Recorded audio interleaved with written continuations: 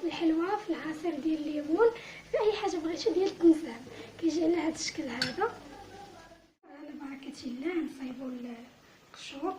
كتكون الحامضه مازال صاينه كنصايبوهم، كنديروهم في الشميشه. كنستغلوا هاد الشميشه اللي كاينه، تنبداو نقشروهم بحال هكا، تنحطوهم في الشميشه حتى تييبسوا لينا على خاطرهم.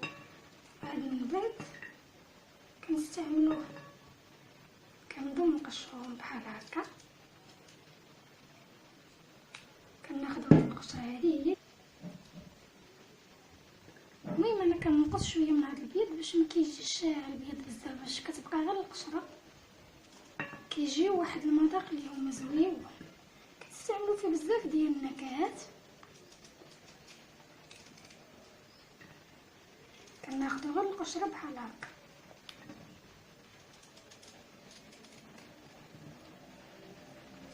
بحال هكا. هاد من بعد الا بانت لينا شي وحده فيها بزاف، يعني الا قطعنا شي وحده منها بزاف كنحيدو منها شويه ديال البيض. هادي فيها بزاف غنقص منها شويه. ومن بعد كنديروها في الشميشه. كنستغلوا هاد الشميشه اللي كاينه. مني دابا كنصور لكم في السطح. الشميشه زويونه.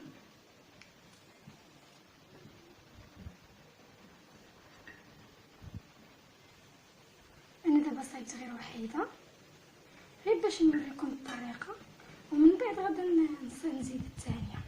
دابا غادا نصايب ديال الليمون حتى هي غنديرها بنفس الطريقه. بحال هكا. من نغرقش شويه، زعما ما ناخذش من البيض بزاف، غير شويه ديال هكا القشور باش كتجي ديك النكهه ديالو كتجي زويونه.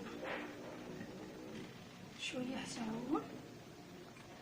كيبقاو في الشمس على حسب البلاصه اللي نتوما دايرين فيها حتى تيبسوا، ما يبقاوش بزاف باش ما يتحرقوش تاني. كنقطعوهم هكا صغيورين، مخليهمش عاود في الشمس بزاف باش ما يتحرقوش لينا، باش تبقى هذيك النكهه ديالهم ديال القشور. كيجي واحد المذاق اللي هو زويون. تستعملوه في الحلوى، في الكيكه، في العصير، كيجي النسمه ديالهم زويونه هكا رقراقين. كنخرجوهم في الصباح للشميشه، ومن بعد بالليل كندخلوهم باش ما تيبردوش.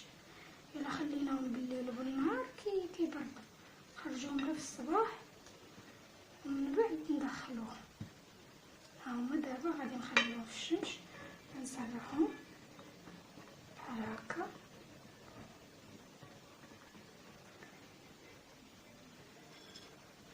ومن بعد نغطيهم بزويف هكا زويف، حيت صافي ملي تنغسلوهم ملي تيكونوا باقي صحاح ما تنعاودوش نغسلوهم. كتاخديهم بحال هكا وكتستعمليهم. غطيهم باش ما تخيصهم حتى شي حاجه، تيبقاو هكا في الشمس حتى تيلبسوا على خاطرهم. ومن بعد بالليل ندخلوهم وفي الصباح تنخرجوهم. من بعد ملي وريتكم الطريقه كيفاش كنلبسوهم، كيجيو على هذا الشكل هذا. كيلبسوا كيجيو بحال هكا بجوج، الحامض والليمون. كلكم ملي تعصروا الليمون يبقاو دوك القشور حتى هما تستغلوهم بحال هكا. دابا غادي نطحنهم. غادي ناخذ شويه، غادي نطحنهم. بسم الله.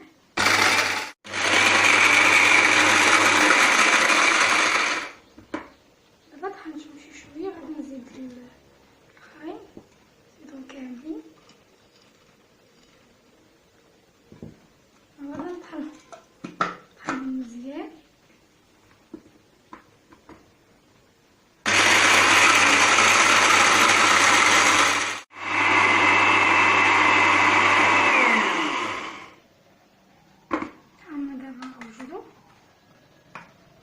طحنتهم مزيان.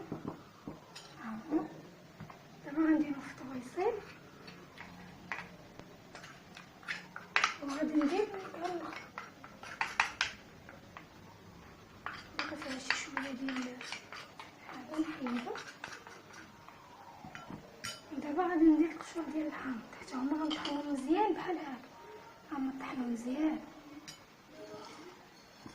غادي ندير دابا حتى هادو طحنين بحالهم، هما غنطحنهم مزيان. بسم الله.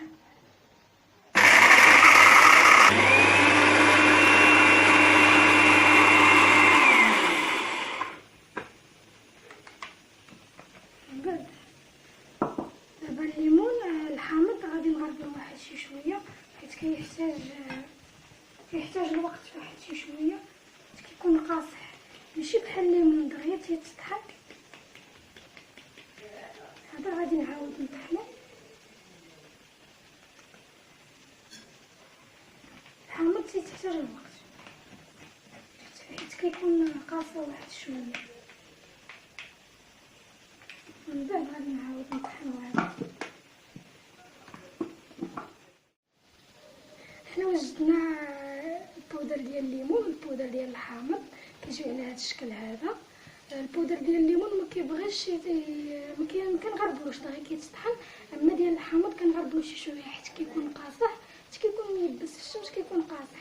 يمكن لكم تستعملوهم في العصير، في الكيكه، في الحلوى، باي حاجه بغيتو ديال التنسان، وكيجيو زويونين وكيجيو بنان.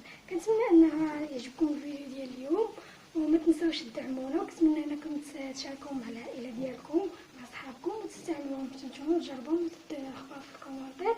ومرحبا بكم في قناه أم مالك.